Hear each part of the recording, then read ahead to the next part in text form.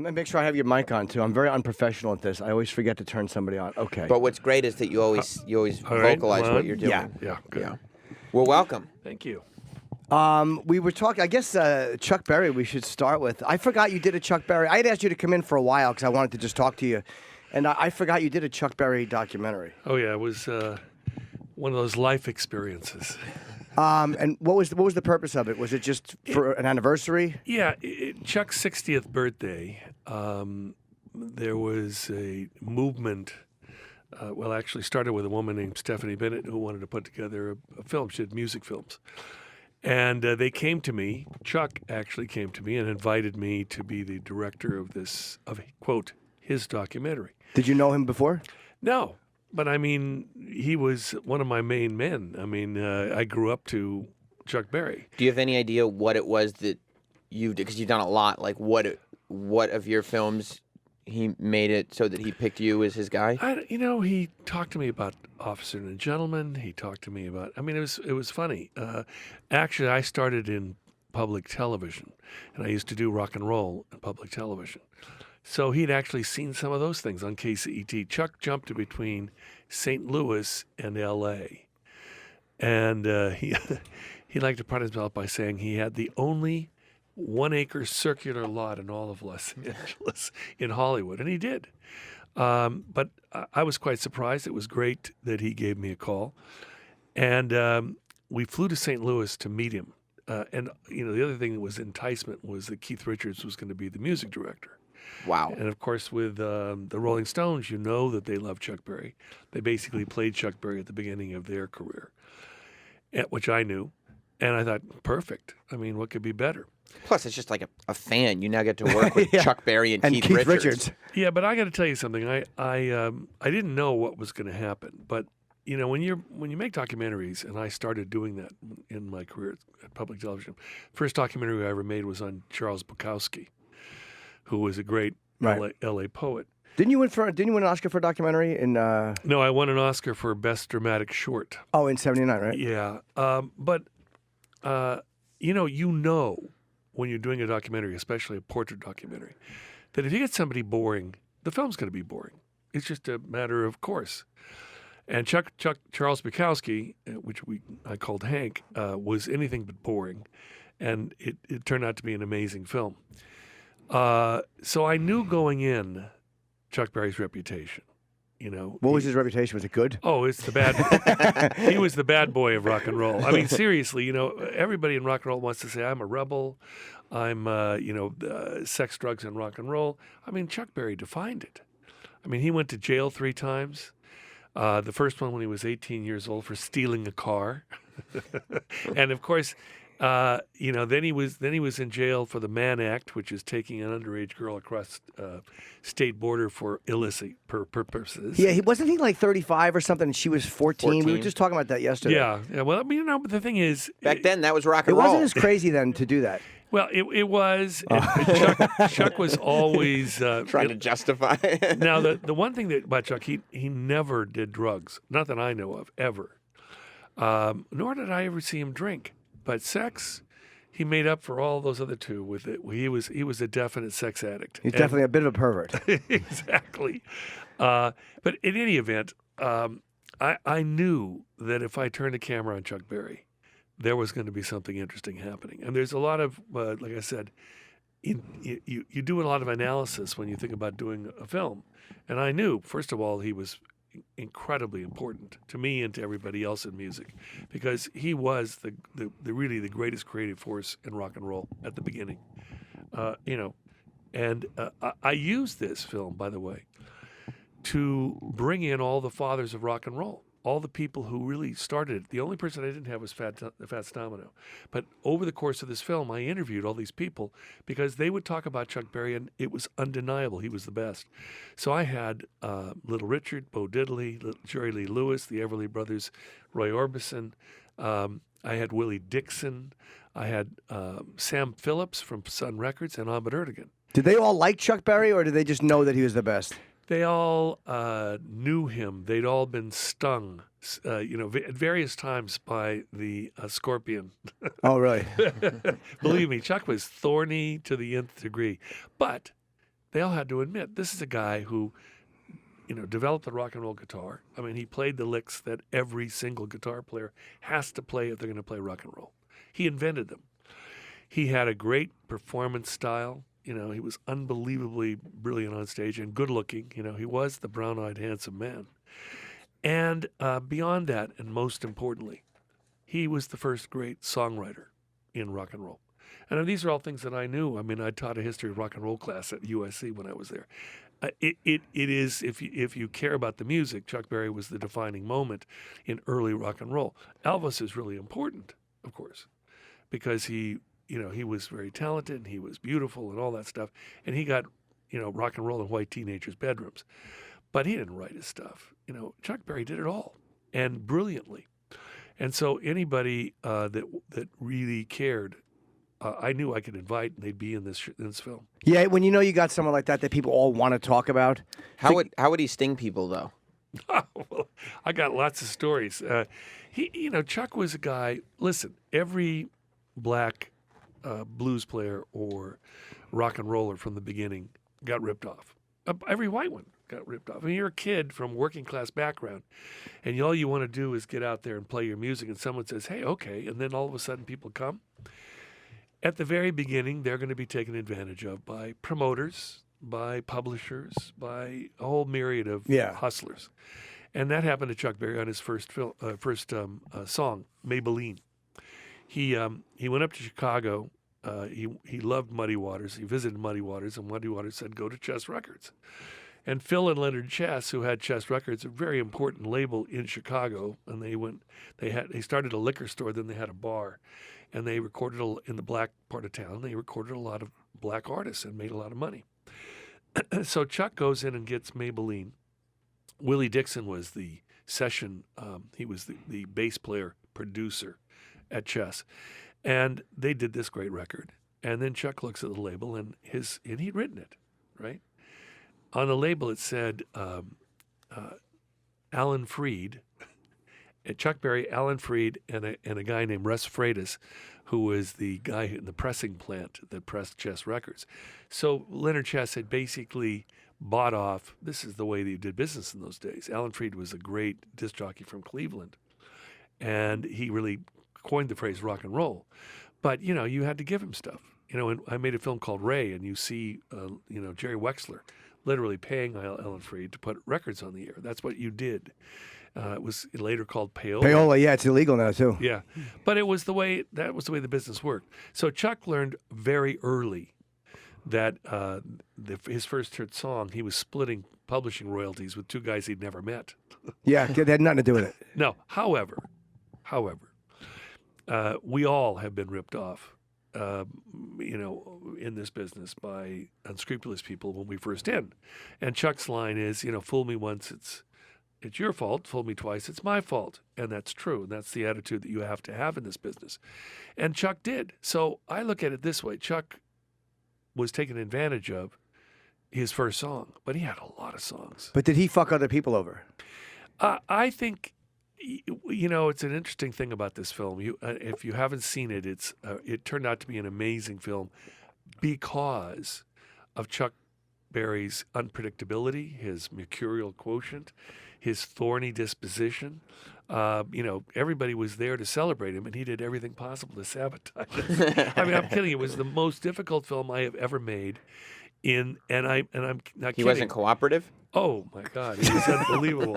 And it was like bizarre. Why did we come there? We were all there to celebrate this hero of ours who had changed our lives. I mean, Eric Clapton, Keith Richards, the musical director. I mean, all these people were there. Chuck was just letting us have it left and right. Did he not care if you got mad at him? Like if I meet someone and they're a fan, I'm like, wow, I really never want to get a fan mad at me if I can help it. You try. He didn't give a shit. He didn't. He didn't. He was a thorny guy, and he was tough. He could. I mean, at 60 years old, he was 60, and let me tell you, he was in full command of his faculties, and he was an intimidating force. So when you say you get mad at him, it's not smart when you're a filmmaker and you are making a portrait documentary and you're there at the invitation of the person you're trying to get to piss him off. I mean, your natural innate sense of survival says, I got to tread lightly around this guy. He's not going to be easy. Keith Richards and I looked at each other and realized, I mean, Keith wanted to be involved because he stole every lick that Chuck ever played and freely admitted it. So here we are. We're working on this film together. And what Keith wanted to do, he said, listen, you're going to do the visuals. You can plan everything else. You can do the interviews. I'm handling the music.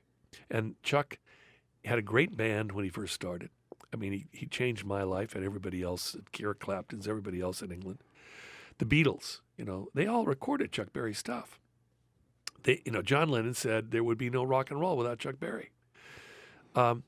Anyway, he said, but Chuck hasn't had a band in 30 years. He basically travels every weekend. He knows he can make a lot of money because he's a legend. And he goes in and he basically walks into a town and plays with a pickup band because anybody who plays rock and roll knows Chuck Berry songs. So he doesn't have Right. to have a trained band. He has to pay for their travel and their hotels. He made $25,000 a pop.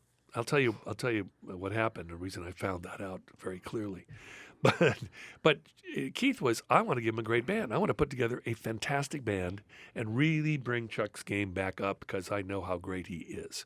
That's what he wanted to do, and that's praiseworthy. Pretty great for me as the filmmaker to hear that the musical director is going to kick ass. Well, the problem is, that was told to Chuck, but Chuck hadn't rehearsed in 30 years. He just knows his songs. He goes on the weekend, he plays them. Everybody gives him a standing ovation, and he goes home. And I was shooting rehearsals. And so as I was shooting rehearsals, and Chuck didn't want to be there, I mean, he thought this was silly. Why am I rehearsing my own songs? He got thorny. He started to really give it to Keith. And What does Chuck Berry say to Keith Yeah, Richards? what do you say to Keith Richards? You basically say you're not playing it right, Keith. And here's Keith Richards. I'm kidding. I had, I didn't know Keith before this. We're friends now. I had a huge amount of respect for Keith Richards because he's a gigantic, star. Yeah. And he's there with his mentor, celebrating him, giving to him, giving back. And as it became really clear, Chuck was basically trying to piss him off, insult him, and have him walk off because if he walked off, then he wouldn't have to rehearse. So there's a great Slightly short-sighted. there is to me a great sequence in my film. It's one of Chuck's great hits called "Oh Carol." Oh Carol, don't let me steal your heart away. You're going to learn to dance if it takes me all night and day. And it's just rocking. It's happening. And there's a famous guitar. It's not a guitar lick. It's a bend on the left hand on the strings. It's push. Meow, meow, meow, meow. And every guitar player tries to play it. And here's the man who invented it. And they're playing, and Keith basically corrects Chuck because, Chuck's amp was all fuzzy and terrible, and Keith wanted to have him play in tune, and it's like an insult. Chuck Berry, we're all there to celebrate you. Your guitar's not in tune. Can we tune it up for you? And there's a great sequence where the guitar tech that Keith had brought from England tries to tune, and Chuck says, "Nobody touches my guitar but Chuck Berry. Nobody touched," and he's referred to himself in the third person. Oh no, that's how you know someone's nuts, by the way. Right. Nobody touches Chuck Berry's guitar but Chuck Berry. And Keith is like saying, "Hey, he's just trying to get you in tune. Hey, I've been playing forever, for 40 years. I know what I'm doing." And they got into it. And so they started to play Carol, and Chuck was pissed at Keith. So when Keith plays things, he's played for so long, he does his own little style. And when it came to wow, wow, wow on "Oh Carol," Chuck stopped the band and says, "No, it's not played like that. It's played like this." And he played it. And then he said, "No, not like that, like this." And so It's like that scene in Whiplash. Yes, it is. It is. It's Where a he's moment. like, no, wrong tempo, wrong tempo, wrong tempo. It's a moment. Believe me, Hell Rock and Roll was before Whiplash. It's a moment where Chuck Berry is literally instructing, and in a very insulting way, Keith Richards. Now, Keith Richards' response to that could be any number of things. He could get pissed and say, "Fuck you," and walk off. he could, turn his back and not deal with it. He just stood there like a man, took it, and knew what Chuck was doing. He basically knew that if I blow it and I walk off like a spoiled rock and roll star, Chuck Berry will walk off and he'll win. So he didn't. And Keith Richards showed me so much class in that moment and throughout the whole film. Keith Richards I got a lot of time for Keith Richards, but the Rolling Stones, he's the band leader. Well, and everybody, by the way, has people in their life, like people we look up to, who like you won't take shit from a lot of people, but like, hey, look, if that guy spit on me, I would allow it. Like there's certain people in your life that you've idolized that you would tolerate it from. Would you take comedy advice from Ozzy? Yeah, even though he wouldn't know what he was talking about, I would let him tell me that's fucking terrible. All right, fine, I'll do it the way you said. Yeah. Sometimes you just do it because you love the person and you don't want to not love them. So you're like, you know what? I'll love them even though they're imperfect. And now Chuck is obviously a difficult guy, but he's in Hollywood. There's a lot of difficult people. So what is the best way in general to navigate these difficult performers? Because there's a lot of them. You basically, and it has to do with, quote, star. In Hollywood, when you're a filmmaker and you can have a good amount of success, but what Hollywood runs on is the star system. And there are brilliant actors that are stars who are not difficult. There are others who are stars who are impossible. And like I said, I've worked with several that are not easy. You basically have no option because you realize that the film is getting made because of them. And they know it. Of course they do. And they're getting paid accordingly. And so when they're getting paid more than you are and their name's going to be above the title, I mean, as a filmmaker, my name's above the title. And I've had some successful films, several. But you're still there understanding that if they want to act up, you can't just, you can. I have had moments where people are refusing, and I'm saying, and you don't want to say it, but you finally said, all right, are you refusing to do this? Are you going to walk off the set and, let everybody know that you are, you've been giving me such shit for all this time, and I've been taking it, and I will take it because that's what I have to do to get a performance from you. But if you walk off here right now, you don't walk out of a film in Hollywood. You basically say, is that what you're going to do? And then they immediately go, I'm calling my agent. I said, well, go ahead and call your fucking agent. You know what they're going to tell you? They're going to tell you to get your ass back here and work because that's what we're here for. Now, I've only said that a couple of times, and I've had to be pushed by that person to the nth degree because there's everybody else sitting around. You got 100 people sitting there trying to make the film. Now, with Chuck Berry, I couldn't do that. Because seriously, Chuck Berry would just walk. He would, if you said go ahead and walk, he would actually walk. Oh, yeah. And, I'll give you a few interesting examples. I have 5 days to make this entire movie. There's not a lot of money, and it's a documentary. I'm shooting the rehearsals, and I'm shooting a big concert on Saturday night at the Fox Theater in St. Louis. Big, huge movie palace, from the 20s. I mean, gorgeous place. I have everything planned out, and Chuck says to me about the Sunday before we about to start, oh, Taylor, by the way, I can't shoot on Wednesday. What?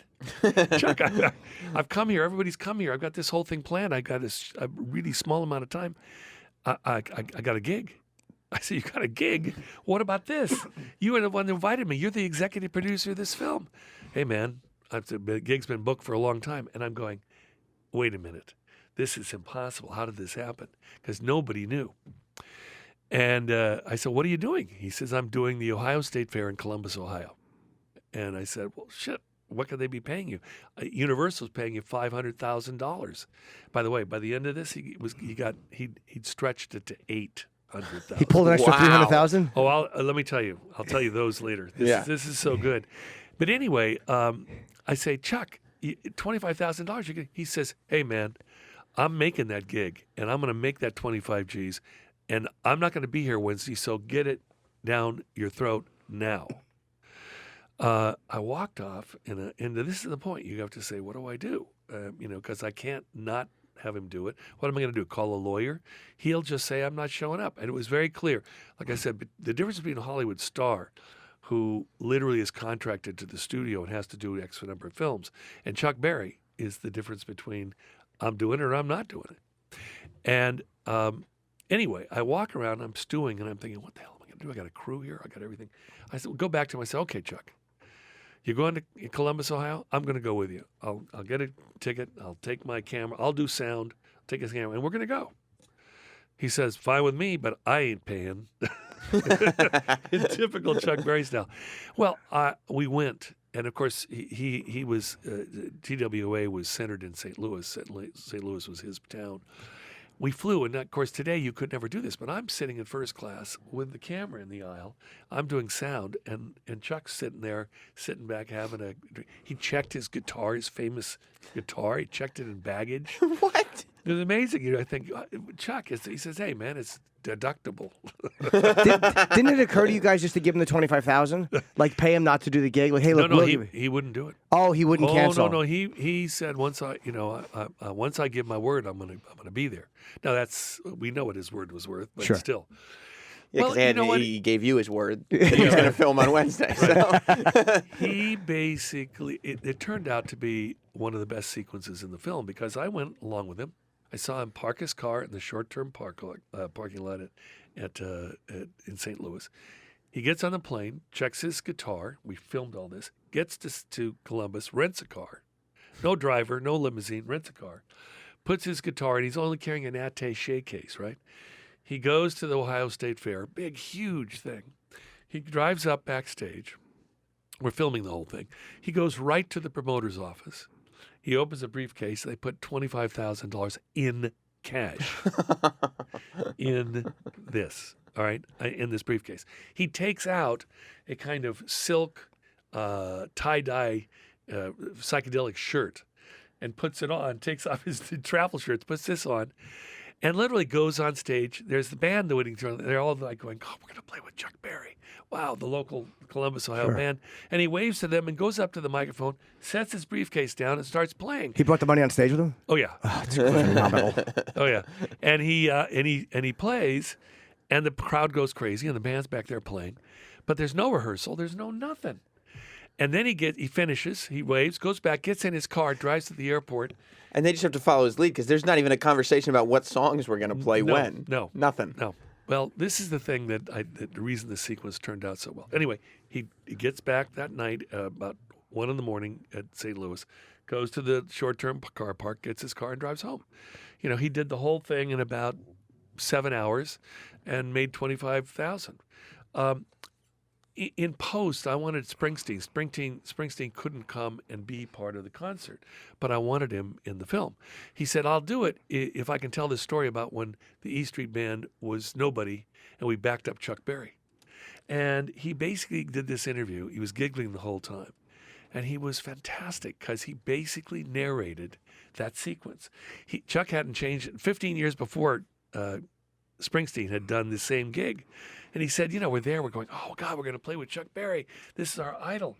And Chuck comes on, goes to the promoter's office, gets the cash, comes out, and says, hey, boys. And they say, hey, Chuck, what are we going to play? He says, we're going to play some Chuck Berry songs. And he started playing, and Springsteen saying, we didn't know what key it was. We were like, wow, what are we going to do? And he basically said that was the night. Now, he described exactly, Chuck hadn't changed. In 25 years, that's what he did.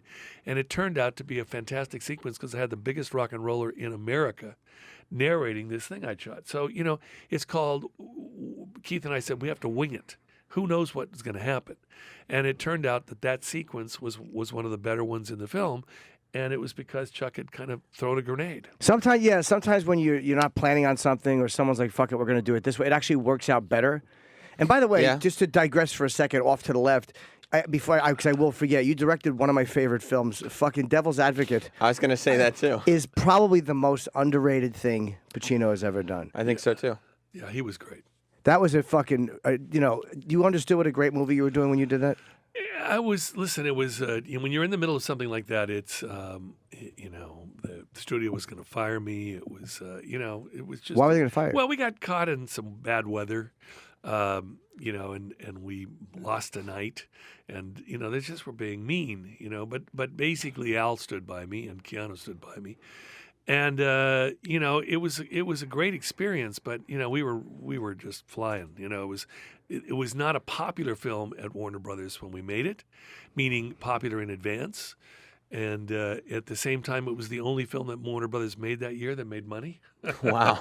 You know how these things happen. That's happened to me a couple of times. I mean, Officer and a Gentleman was exactly that way. We're gonna the first week they were going to fire me because I was behind.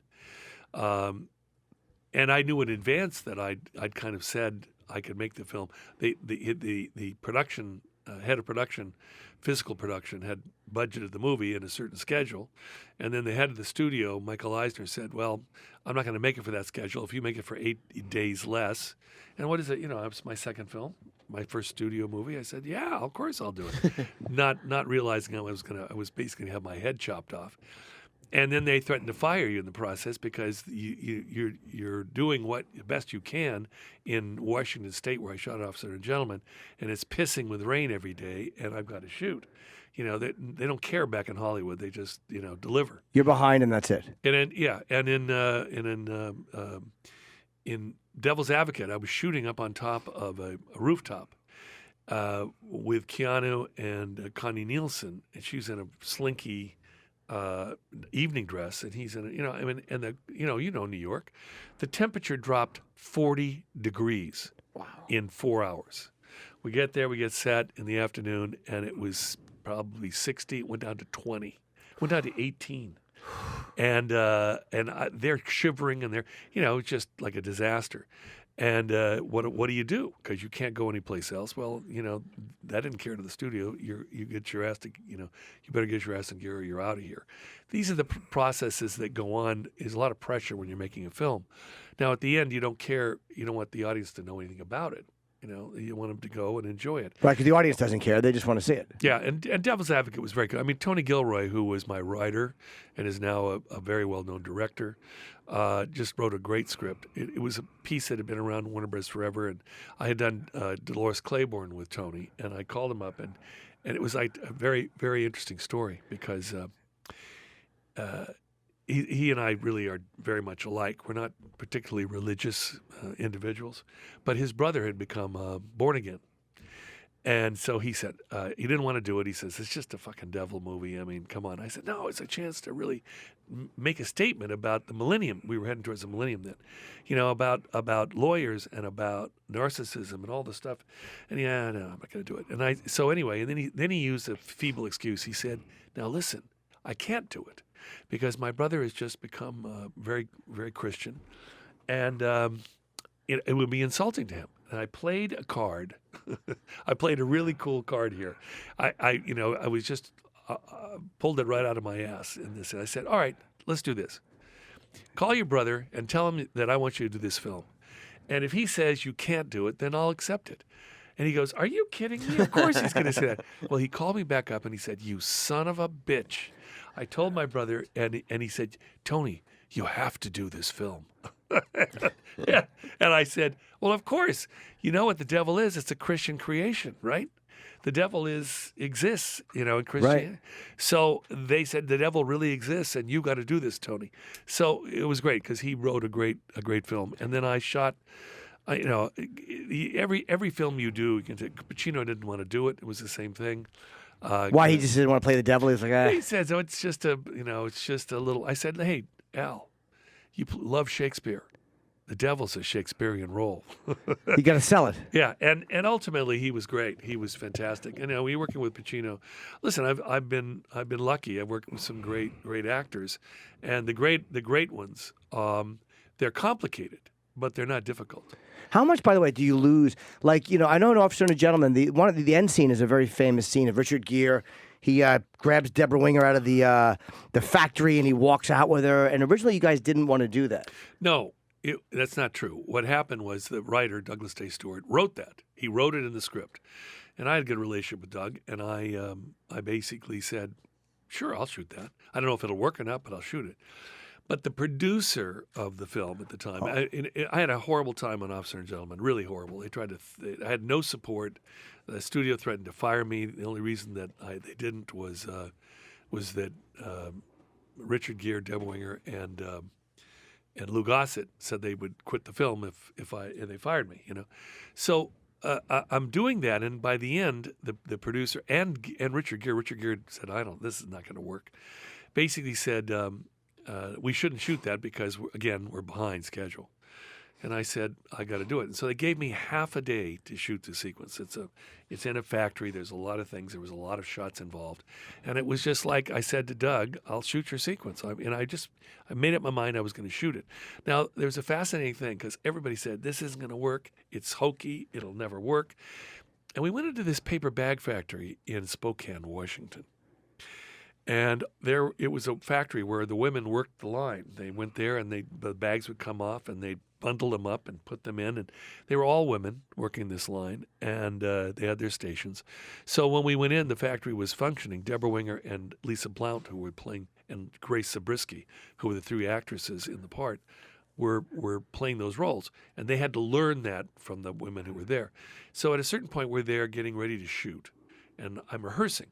All the women that were on the line, the actual factory workers, stepped back behind us. The camera stepped up, Deborah Winger stepped in, Lisa Blount stepped in, and Richard Gere came walking around in a rehearsal in his white uniform. And as he went up to her and kissed her and picked her up, I heard this noise behind me. And I turned around, and all these hard-ass factory women were applauding and laughing and crying simultaneously. And I'm going, this sequence is going to work. Holy shit, if these hard-boiled women are this affected by watching themselves, that's their entire lives, their mundane job of putting paper bags together in this factory. And they saw Richard Gere come in and pick them up. And from that moment on, I knew that sequence was going to work. They didn't think so. And by the way, I shot it in half a day. Got it, and it was a very famous sequence. It's a tremendously famous ending, and I remember about that movie. The one who played Paula, the one who was dating, it wasn't Michael Rooker? It was no, the one who was playing Lynette. You're talking about Lynette. Sorry, who was the guy? David Keith. David Keith. I always mix him and Michael Rooker up, and he hangs himself. Yeah. I was so attracted to Lynette because he said she gave the best head in 50 states, and I was 13 when that movie came out, and I remember that. I for 30 years, I remember that she gave the best head in 50 states. She was lovely. Is that the same way I guess this scene works? I feel like Devil's Advocate, had it not been done properly, like that's such a kind of high concept type of movie that could easily, if done poorly, be very, very cheesy. Yeah, like, is that something that, like, when you realize that that's what's in front of you, is that an intimidating thing, or do you just get this picture right away of here's how you do this? Well, like I said, I gave credit to the writer. I mean, I knew the original script that had been batting around Warner Brothers for 8 years was cheesy. And my point was, I didn't want to, they had monsters appearing in the opening sequence. I mean, where do you go? What can you do? So the whole process was to have a certain vision of what it could be. And, again, all you're doing, you're giving a script that is not very good to, your collaborators, to Pacino. But in this instance, he turned it down. Then I had Tony come in. Tony rewrote the entire film in 1 month. I mean, a major rewrite. And, he and I are very close friends, but he's a great writer. And then I went in, and then I started honing it myself after that in terms of just getting the nuances. I collaborated, so I did not want, I worked with Rick Baker, who did all these kind of weird images. And I didn't want to see them. They didn't happen for a long time. And when you saw them for a split second. Right. But what I saw in Devil's Advocate was an opportunity to do a satire on our narcissistic age right at the millennium, and on the legal profession, which, let's face it, controls everything. We call it in the piece, we call it the new priesthood, right? Everybody's got to have a lawyer, and of course, there's depends on how much money you have. If you have a good lawyer or not a good lawyer, and who has the best lawyers? The people who are in corporate America, or bad people with a lot of money, and they always win. And so the idea that John Milton, Al Pacino, is the devil. If he came back in the world today, would he go to the church? No, he's going to head an international law firm. But it was really the little subtle shit made me so happy. I love the fact that his office was empty. There was nothing in his office, no place to sit, and I love the fact that at the funeral, who was the actor that played the guy who was fucking his stepdaughter? Oh, Craig T. Nelson. Oh yeah, and You know who that is, by the way? Who? It's based on Donald Trump. Is it really? Yeah, the thing that is amazing, let me tell you a little Trump story here. We're making Devil's Advocate, and there is a developer, a very egotistical, very thorny New York developer, whose lawyer is John Milton, Al Pacino. And what happens is they're having when they first go up to two things. They go up to Pacino's apartment. It wasn't his office. Oh, his apartment. It was his apartment. There's no furniture. And Keanu's looking around. He goes, "There's nothing." He says, "Where do you?" He says, "Where do you sit?" He said, "What do you?" And then he says, "Where does he fuck?" And then Pacino's walking, and he says, "Everywhere." A great Pacino line, right? But in that instance, they get a phone call that Alex Cullen, right, played by Craig T. Nelson, has just been arrested for murdering his wife, her maid, and there's a bloody one of his bloody handprint on the wall, and they give the case to Keanu, and of course they're like giving it to this kid. This is a big client. Basically, in our mind, we were making Cullen a Donald Trump type character with that kind of ego and that kind of success. Now, in the process, I'm going, I need to get a location for this guy. And, I said to my location scout, who was the best location scout in New York, can you get me some photographs or get us into Trump's apartment or Mort Zuckerman's apartment or somebody like that, one of these big titans in New York? And she said, I'll see. I kept asking her when I was looking at different locations, and she said, "Oh, by Tuesday, we're going up to look at Donald Trump's apartment at the Trump Tower." I said, "What? You're kidding." I said, "Can I take photographs?" She says, "If you like it, you can use it." I said, "Really?" I said, "Does he know what's in the script? Does he know what this is?" She says, "It doesn't matter. He owes me." And this is something about Trump that I think is important. I said, "What do you mean he owes you?" She said, I was the location scout for Home Alone 2. Home Alone 1 was the biggest film in the country that year. And Home Alone 2 was coming out, which meant that it was guaranteed as a sequel to be a huge film. And John Hughes, who was the filmmaker, had set it at the Plaza Hotel. Well, Donald Trump had just bought the Plaza, and things were really bad. This was when Donald Trump was on the very edge of destruction. His Atlantic City, things were going down. He overpaid for the Plaza. Everything was. He did overpay for it. He was about to implode. Yeah, he was about to really implode. And she came to him and said, "I want to do this. I want to do this film here." And he went immediately, "Yeah, great." And at that point, because Home Alone 2 was shot there, and at that point, his fortunes turned around. And when they turned around, he always looked at her and said, "You were my lucky charm," And so she said, "If you want to use his apartment, he owes me." And I went in, loved it. I mean, Trump's apartment, which is, all brass, gold, marble, steel. And, it's, as the writer said, you could snort cocaine from any surface. and basically, it's very gaudy, and it was perfect for us. I shot that whole scene with Craig T. Nelson and Keanu Reeves in his apartment, and the fresco that's on the ceiling, I came down off of that. You have the incredible view of Manhattan, right? And Donald Trump would come downstairs every day from upstairs. He was married to Marla Maples at the time, and say, "Good morning, ladies and gentlemen," and get in dressed in his suit and his overcoat and go to work. He was actually very cool to us. And he repaid his debt to that woman. Definitely by letting letting you guys use that. Oh, without question. I mean, Jan, and he had a great relation. Her name was Jan Foster. She's now a fantastic production manager. She was the best location scout in New York. We have a question coming in, Taylor, and I think this guy is going to ask something that I had been curious about. Is your headphones? I'm sure they are. Yes, Alicia, New Jersey. I think you want to ask something that I wanted to ask. Go ahead. Yes, thank you. First, I'd like to say, forgive me, I'm a little nervous. I really love you guys. Thank you. And huge fan. Good to be nervous. Jimmy's fantastic Netflix special. Thank you. It was amazing. I have a question. Love the film Devil's Advocate, and there's a scene where Keanu Reeves, you've cleared out Times Square. It seems like he's alone entirely in Times Square, and I was wondering how you filmed that.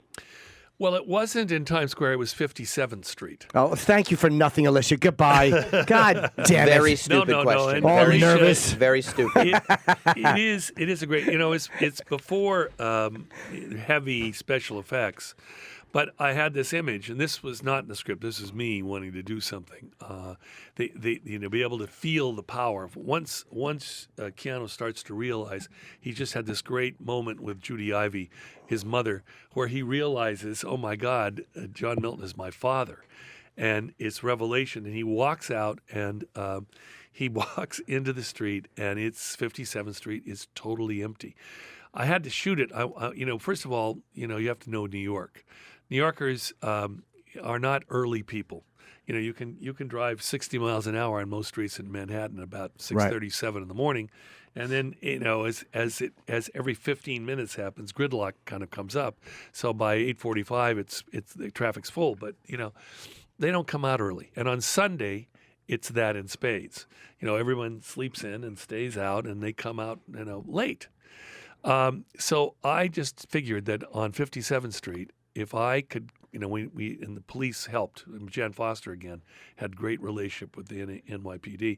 We cleared all the parking, and we started at 3rd Avenue. There's a hill that goes down there, and we cleared to 8th Avenue the night before. And they tow cars off, and we did it at sunrise because I wanted the sun to come around. The sun rises over on the East River, and then would come down and shine right down 57th Street, which would give me a very long shadow on Keanu. I got a 75-foot shadow on him, 100-foot shadow when the sun's very low. And he walked out, and I had a Titan crane.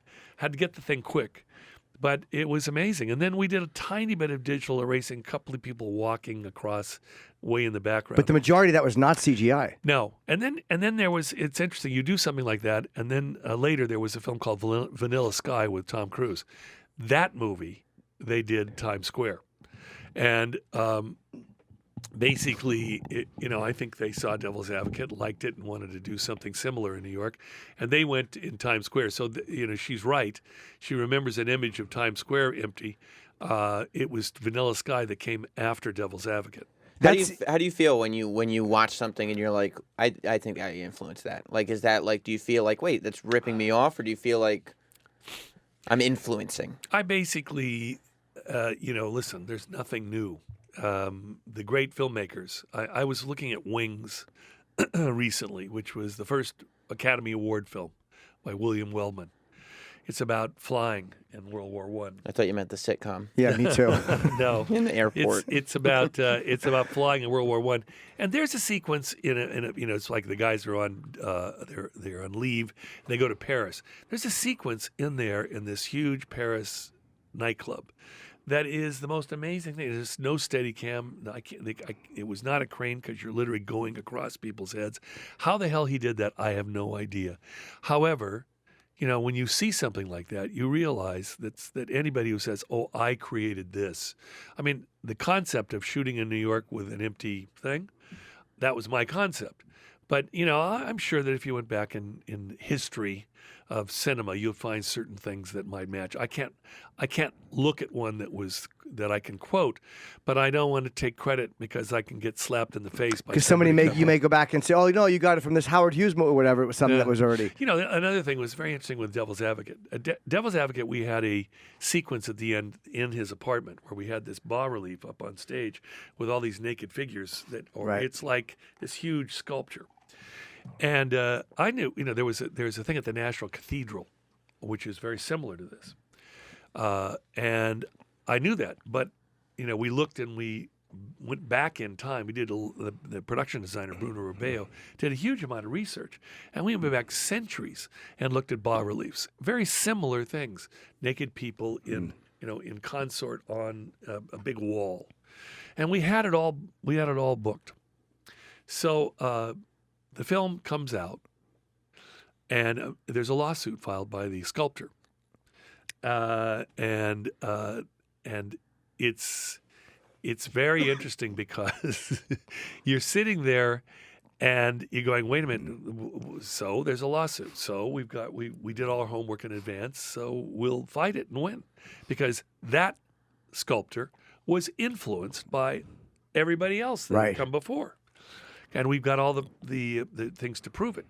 So I think that we're going to handle that. And meanwhile, they go in injunction, and they took the case. They filed the case in Virginia, right, out of Washington D.C. Well, as time went on, I started to realize this was going to be a tough case, and the lawyers for this artist got an injunction against the DVD being released. And you're going, what? And then, Charlie, remember Scotty Rustin? Scotty Rustin, who was one of the great editorial writers for the New York Times. I mean, a very venerable, really great guy. He's a Washington reporter for the New York Times forever and ever. He goes to the National Cathedral. The National Cathedral is Episcopalian, which is the kind of church of the United States, the Church of England, but it's also the official church of the United States, if you want to call it that. And a lot of important people go there. Well, you start to realize there was a lot, editorials were being written. Scotty Rustin wrote an editorial in the New York Times about the sacrilegious quotient of Hollywood doing this thing about a devil and using something that was there. This sculptor had a lot of juice. So finally, I go into the guy who was the general counsel at Warner Brothers. He said, Taylor, we're going to settle this thing. I said, what? You're going to settle this? How can you? We did all our homework. I had to come to you before we started to say we've covered this thing. He said, Taylor, listen, you got all these people lined up. They filed it in Virginia, which is a Bible state. And he said, they're gonna think about it. There're going to be a bunch of Jews coming in from Hollywood who are trying to defend a devil movie in a Bible-banging state. It isn't going to happen. And it was like the truth. And they paid the guy $2 million. Wow. And it was like one of those things where you realized, sometimes the forces of society, even if you're right, it's not right. And that is funny too. I meant to ask you at the premiere of The Comedian. I saw, and people know you're married to Helen Mirren, and I saw Helen. And I don't know her. We just said hello, but I had wanted to add one. She's in one of my favorite films. I think Caligula is a very underrated movie. Like there's two versions. There's an R version, and then there's an X version. Which one is the one that you think? I prefer the X version, but the R version has all the actors I like. I mean, there's her, Malcolm McDowell, John Gielgud, Peter O'Toole. Like they use tremendous actors. Yeah. They had no idea any of this was going on, right? Like they no, literally. I think they did know. I mean, they did. Well, it was Bob Guccione. It was his magazine financed it. He made a fortune because he four-walled. Caligula came out in that first porno era. That you go to the Deep Throat era. He wanted to do classy porno. They weren't involved, any of them, with it. But there was all these people on the set that they were shooting all this stuff. And there was a Italian director named Tinto Brass who was a communist and kind of thought that sex and equality and all those things were happening. So they weren't involved in any of the hardcore stuff, but they said there was stuff around and they knew what it was going to be. Well, Bob Guccione, four-walled that picture in New York and L.A. and a few other cities, and it played for months and months and months, and he just made huge amounts of cash on it. Oh, so they knew that there was stuff being shot that was real hardcore. Oh, I didn't know that. It was, that was the intent. I mean, after all, it was, it was his, that was his MO. I think Malcolm McDowell said no, we didn't know, but some of the actors have said they didn't know, but I could understand why they would say that. Yeah, I would think so, but I think that from what I understand, yeah, they knew there was a second crew going around, and there was alternate takes with certain people in the background, et cetera, et cetera. You also directed Ray. How did you, when you found out that Jamie Foxx, or when you picked Jamie Foxx, I don't know how it worked, was gonna take this role? How did you react? Because at the time, Jamie Foxx was not this movie star that he is now. I mean, that's the movie that made him a movie star. He was an irreverent comedian. Right, he was a comic actor who had like a series and a... In Living Color and Booty Call. And Yeah, so forth. exactly. Well, you have to understand, these are the interesting things about being a filmmaker. And I had been trying to make Ray for a long time. I got the rights from Ray Charles personally. And nobody wanted to make the film. And, in reality, it took me 15 years before I really finished it. I kept going back every year to Ray Charles and saying, hey, Ray, I'm sorry, but nobody will make it. And he was so cool. He even said, hey, man, things happen in their own time. He was very good to me. But anyway, at a certain point when I realized that it was going to happen, I finally got the money to get a script. I'd written a treatment. I hired a black writer, who was doing the screenplay, and we started casting. I had to, it was tough because Ray Charles was known by everybody. Ray Charles was generational. He was on Sesame Street, so kids knew him, and adults knew him, and all this stuff. So I had to, you had to do something where you have somebody that kind of looks like him, right? Not like him, but Jamie Foxx I brought in for the very kind of perfunctory nature of his head shape. I saw and thought it was right, but I didn't know whether he could do it or not. But at my first interview with Jamie, we sat and talked, and he was very cool, very quiet. And I said, listen, I'm going to use Ray's real voice, so I can, somebody's going to lip sync, and I figured that's going to be not too hard. He says, yeah, I started as a singer. And I said, but I'm going to, the hard bit is Ray's a great piano player, and we're going to have to get somebody who can do the fingering, and I'll use a cinematic trick to come from that up to the actor's face. And Jamie said, you don't have to do that with me. I play the piano. I said, yeah, so do I. But we ain't no Ray Charles. He said, listen, I started playing piano when I was 4.5 years old. I played the piano in my gospel church. I had a band. And then I went to university on a piano scholarship. I said, you went to university? Really? What, like jazz and funk? He said, no, classical. And right there, I cast him. Really? Just boom. I mean, because look at it. Here's an irreverent black comedian who went to university on a classical scholarship playing Chopin and Beethoven. It immediately says how smart he is. It immediately says how disciplined he is. That was it.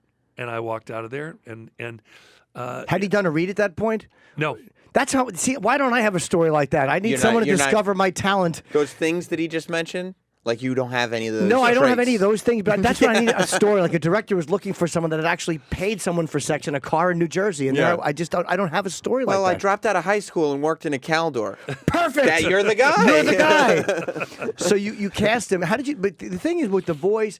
And the impression, I mean, he really got it. I mean, it was amazing to do such a famous guy that well. Let me say this. This is because, again, I have a lot of time for Jamie Foxx. We had a great experience. I mean, I basically said, listen, man, we're in deep shit, you and I, because you live in the black community, and you can't spend the rest of your life saying to your uncles, your grandfather, your cousins, well, I guess you couldn't do it, Jamie.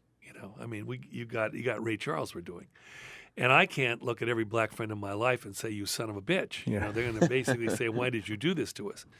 So basically, we started, and I spent a lot of time with Ray, and he'd been, as I said, very good to me. Ray kind of always went, well, you're the filmmaker, you got sight, you'll choose who it is. But I knew, Ray Charles was, talk about thorny and difficult. Yeah. I mean, I loved him, and he was very different than Chuck Berry, but a substantial force. And I knew there was no way I was going to cast somebody as Ray Charles without Ray Charles giving his imprimatur, So I set an appointment up in Ray's studio in Los Angeles. I had 2 electric pianos set up side by side because I figured, they'll bond, there'll be a chance to meet and talk. And I'm shooting it like they're shooting me right now. I was shooting it on a video camera.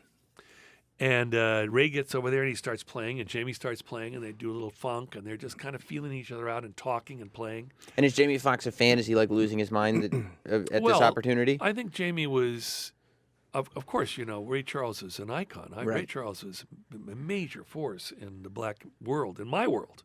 Forget it. So I think Jamie was a bit intimidated and a little nervous because Ray is in his own, he's on top of the world. And he's there, but he was being very nice, and they're talking and so on. And then all of a sudden, Ray starts playing Straight No Chaser. He was playing Thelonious Monk. And if you know about Thelonious Monk, nothing makes sense. I mean, it's just the strangest kind of rhythmic pattern. And Jamie, all of a sudden, who'd been playing everything great, couldn't get it, didn't know. And I kind of thought, well, he went to university on a piano scholarship, classical. If they playing Chopin, Jamie would have been fine. And I knew he could play funk and soul music and so on. But jazz, I figured, of course he plays jazz. No, he didn't play jazz. He didn't know jazz. And he never played it. And so now there was a moment of real discomfort because Ray's going da da da da da da da da da da da da da da da da da da da. It's if you know that Thelonious Monk piece, but Jamie never heard it, and it's not easy. And Ray, and this is who Ray is. He's a man, and he is going to force an issue. He's going to find out who you are. And so he kept playing it, and here's Jamie not getting it, and it's starting to get embarrassing. And I'm thinking, this is going to blow up in my face. Jamie's going to storm out of here. But again, Jamie is a man. He's a substantial guy, and he stayed with it. And then Ray did this incredible thing. He says, wait, man, stop. Listen, it's right under your fingers. And he played it slowly. He says, right under your fingers. And Jamie played it, and then he got it. And at that moment, Ray hugged himself and kind of went, that's it. He's got it. He's the guy. He's the one. It's it. He anointed him right there. And I swear to God, Jamie, this is metaphorical, but he levitated. you could just see because he had been anointed by the guy he was playing. And this is only part of the story. The best part of the story is coming up. I mean, it was great. And that was Ray. He tested him. He said, this guy's got it. I know who he is now. And I don't care. He said to me, I don't care. You make the choice. You made the right choice. It's just go from here. So I say to Jamie, hey, this is fantastic. I mean, you stood your ground. You really did it. I'm so proud of you. And now I got to go on location scouting. You spend some time with Ray and imprint him and get the whole thing. I mean, what's better? So I go away for 2 weeks, and I come back, and I call Ray. I said, so, Ray, how's it going with Jamie? He says, I don't know. I never saw him. I said, what? He said, no, I didn't see him. So I called Jamie. I said, hey, Jamie, I've been gone, and I thought you get together with Ray. Oh, I've been busy. I've been doing these things. I said, you've been busy? I don't know what else you could be doing that is more important than this. Go down there, see him. You want me to? Okay. So I go away. I said, I'm going away for another week. I go away for a week, and I come back, and I call Ray. So how's it going with Jimmy? I don't know. He hasn't been here. What? So I called Jamie, but this time, this is who I am. I was very nice, but you were saying that, now it's a little different. What the fuck is going on? I'm like, give me a fucking break here. What's going on? He said, Taylor, listen, this is an 80-year-old man. I'm not playing an 80-year-old man. This is a man completely on top of his game. He's played for 7 presidents and 10 kings and queens. He is so confident. That's not who I'm playing. I'm playing a guy who's blind, who's coming from northern Florida and going to Seattle on a bus. Now, I don't think it behooves me. He said, I'll get him. Believe me, I can get his style of speech. But he said, if you want me to go imprint that, I think it's wrong. And I thought for a second, I went, you know what? You're absolutely right. I realized Jamie Foxx is an incredibly good actor and a really smart man. And I said, no, I think you're right. If that's how you feel, that's it. So he didn't. I explained it to Ray. Ray said, that's cool, man. I know the kid's got it. So, and then he goes ahead and wins the Academy Award, and he was brilliant. But there's an instance where it wasn't the director telling him stay away from Ray. I was doing the opposite. Jamie was smart enough to realize if I imprint him, that's the wrong attitude. He was smart enough to realize that the idea of hanging out with Ray Charles was great, but it wouldn't have helped what he was doing, which is Right. where I would have fallen. We have to break in a minute, but before we let you go, I wanted to ask you too. Did you ever know Kubrick or no? No, You never met him? never. Because he had a reputation of being a bit of an odd 80 takes for unnecessary. He was a auteur. He was definitely, it's hard to argue with with Kubrick. He had a vision, and he made some amazing movies. He did. Was the pitch to De Niro to do the opening to Jim's special, was that a difficult pitch? No, because Jim came in and worked with us. He was incredibly generous. Bob is a fantastic guy. Bob is he's the real deal, and he doesn't say a lot, but nothing gets by him. So he had a good experience with Jim. They weren't super close because they was only here for a little Sure. bit, but they worked together, and we had a lot of different input from different writers. And Bob, I of course said I think this is it, and Bob looked at it and said that's it. So all I said was, listen, De Niro is the real deal. Call him up, Jim. That's all you have to do because he knows what you contributed. Called him up, and bang, he was there. Amazing. It was he did. I don't know if you've seen it, but he did it such a. He was. Oh, you got to see it. You'll love it. He was so fucking funny in it. He was amazing. Yeah. It's like it's a 3-minute open and 2-minute open, and he's about a minute of it, and he was great. Yeah. We have to break and wrap up. But is there anything you're promoting? We didn't even promote anything you're doing. I know the Comedian's coming out on Blu-ray, right? Yeah. When is that on? And it's coming out in Europe. I don't know. It'll be in the it's you never know these things. They all of a sudden they spring out. But my sense about the Comedian, I want to get it out, especially when it hits cable, because I'm very proud of the film. It's got a lot. It's got a lot going. We got some great performances, and I think people will. It is offensive. Yeah. As comedy will be, especially an insult comic like Jackie Burke. But at the same time, I think De Niro was fantastic, and so was Leslie Mann, and the whole thing. Danny DeVito, Patti LuPone, Edie Falco, Charles Grodin. They were all fantastic. Jim Norton. Yeah, I felt I yelled at him as he walked by. I felt I kind of stole the film, but nobody else. But it was really fun. I appreciate it, man. And come back anytime. We would love to have you again. Great. It was so great. And everyone knows who Taylor is and his films, but you've done a couple of my favorite things. And so thanks for coming, man. It was Great. really good seeing you. Thank you much. Yeah.